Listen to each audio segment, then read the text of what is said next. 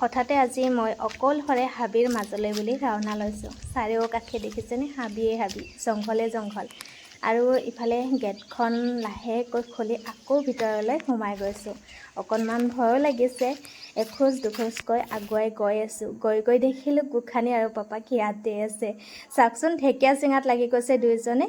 আৰু চাওক, চাৰিওকাষে হাবিয়ে হাবি। এই হাবিত ভয় লাগে এটা কাৰণতে, সাপ ওলাব বুলি। হ'লেও ইমান ধুনীয়া সেউজীয়া শাকখিনি দেখি, মানে ঢেকীয়া শাকখিনি দেখি ৰ'বই নোৱাৰিলোঁ। ময়ো চিঙাত লাগি গৈছোঁ। ইমান ধুনীয়াকৈ সেউজীয়া, চাৰিওফালে সেউজীয়া হৈ আছে ঢেকীয়া শাকেৰে। আৰু দুজন মানুহৰ কাৰণে যিখিনি লাগে সেইখিনি লৈ গুচি আহিলোঁ। আৰু বহুত বেছি লৈ আহিলে মানে 2 দিন 3 দিনলৈ থাকিলে সোৱাদটো নাইকিয়া হৈ যায় যে। এতিয়া গৈয়ে ভাজি পেলাই খালে বহুত বেছি টেষ্টি লাগে। আৰু তাৰপিছতে আমি গুচি আহিলোঁ, কাৰণ 11টামান বাজিছে, দুপৰীয়াৰ সময়। হাবিত কি ওলায় কি নোলায় সেইটোতো ক'ব নোৱাৰি। ফটাফট লৈছোঁ, গুচি আহিছোঁ। তাতে আকৌ গোসানীও গৈছিলে যে। আৰু আজি ৰ'দ নাই যদিও গৰমটো বহুত বেছি দিছে। মানে এনেকুৱা হ'লে গৰমটো বেছিয়ে হয়নে? ৰ'দো নাই বৰষুণো নাই, তেনেকুৱা নিচিনা হৈ আছে।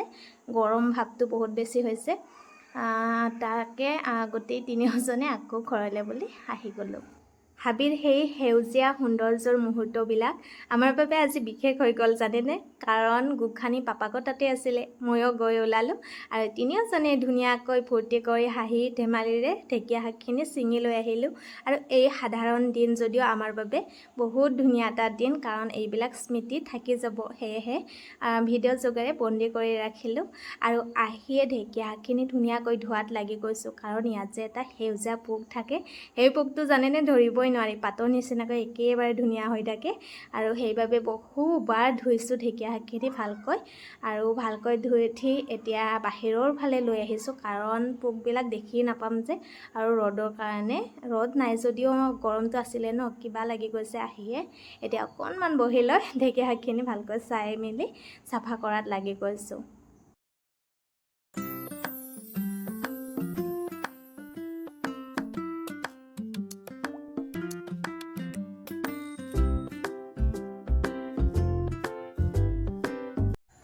ঢেকীয়া ছিঙি থকাৰ মাজতে দৌৰি আকৌ আহিছোঁ পাকঘৰত, কাৰণ ভাত বহাই থৈ গৈছিলোঁ। বোলো ঢেকীয়াও চফা কৰা হ'ব, ভাতো হৈ থাকিব। এইফালে ধুনীয়াকৈ ভাতখিনি হ'বৰে হ'ল। আকৌ আহিছোঁ, আকৌ ঢেকীয়া চিঙাত লাগি গৈছোঁ। ঢেকীয়া চিঙি একেবাৰে ভাজিকণ বহাই দিলোঁ। আৰু তাৰপিছতে চাটনিৰ কাৰণে যোগাৰ কৰিছোঁ। আজি ঢেকীয়া আৰু টেঙা চাটনি বনাম। টেঙা চাটনিৰ কাৰণে ধনিয়া পাত লৈ লৈছোঁ, আৰু লৈ লৈছোঁ মচুৰ দাইল। তিয়াই ৰাখিছিলোঁ মচুৰ দাইলখিনি। কেঁচা জলকীয়া, পকা জলকীয়া দুয়োটা লৈ লৈছোঁ। পকা কেঁচা দুয়োটাই দি দিলে ধুনীয়া হ'ব। আৰু এতিয়া যিহেতু গৰমৰ দিন, কণবিলাহীৰ দিন, গতিকে কণবিলাহীকেইটা দিলে অকণমান টেঙা ভাৱটো আহিব, খাই ভাল লাগিব চাটনিখন। আৰু লগতে দি দিছোঁ আদা, নহৰু, পিঁয়াজ। তেনেকৈ বেছি বহুত বস্তু দিয়া নাই, আৰু এইখিনিয়ে চাটনিৰ কাৰণে। গৰমত এইকণ চাটনি খাই ভাল লাগে হয়নে? পদিনা দিয়াটো মানে ৰৈ গৈছিলে দেই, পদিনাও দি দিছোঁ। আৰু মিক্সিত দি লৈছোঁ এতিয়া। আৰু ইয়াতে অকণমান নিমখ দি দিম। নিমখখিনি অকণমান চাটনিত বেছি হ'লে ভাল পাওঁ দেই মই খাই। আৰু ফাইনেলি মেচিনত দি দিলোঁ। ধুনীয়াকৈ হৈ গ'ল। এয়া চাওক, একদম কালাৰ কি ধুনীয়া হৈছে, হয়নে নহয়? এইটো কালাৰ হ'লে খাই ভাল লাগে।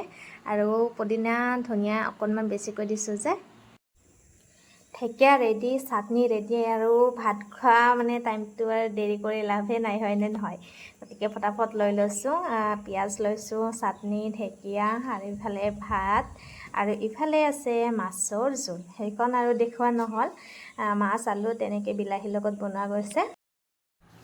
দুপৰীয়াৰ ভাত সাজ খাই একেবাৰে ধুনীয়াকৈ হজম কৰি লৈ আকৌ সন্ধিয়াৰ কাৰণে যা যোগাৰত লাগিয়ে গৈছোঁ নহয়। এতিয়া চাওক, একেবাৰে মছলা বজাৰখন উলিয়াই লৈছোঁ। আৰু ইফালে গণপাত, শুকান জলকীয়া, আৰু ইফালে আছে ভিতৰত বইল কৰি লোৱা পিঁয়াজ, আদা, নহৰু, বিলাহী। আৰু আজি ভাবিছোঁ বইল মাংস বনাম, কিন্তু তাৰপিছত যে ভিডিঅ'টো কৰিবলৈ থাকি গ'ল, পাহৰি গৈছোঁ। আৰু সেয়েহে এইখিনিয়ে দেখাই ভাবিলোঁ ভিডিঅ'টো আজি একেবাৰে শেষে কৰি দিওঁ। আশা কৰোঁ সকলোৱে শেষলৈকে চাইছে। আৰু যিসকলে নতুনকৈ আহিছে প্লিজ চেনেলটো ছাবস্ক্ৰাইব কৰি দিব, আৰু লগতে লাইক কমেণ্ট কৰিব, আৰু সদায় মৰম দি থাকিব বুলি আশা কৰিছোঁ। আজিলৈ আহিছোঁ, বাই বাই।